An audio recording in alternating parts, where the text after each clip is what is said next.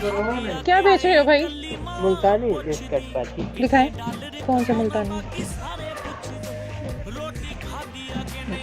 ये 10 वाला है। अच्छा, हाँ, खुद बनाते हो या वहाँ से लेके आते हो बेकरी से? गाँव से लेके मुल्तानी है ये। अच्छा मुल्तानी खुद नहीं बना। ये 5 ये पास अच्छा, ये निकालें, ये निकाल लो। ठीक।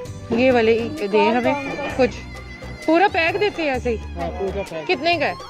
ये हाँ 170 का है। 170 का है।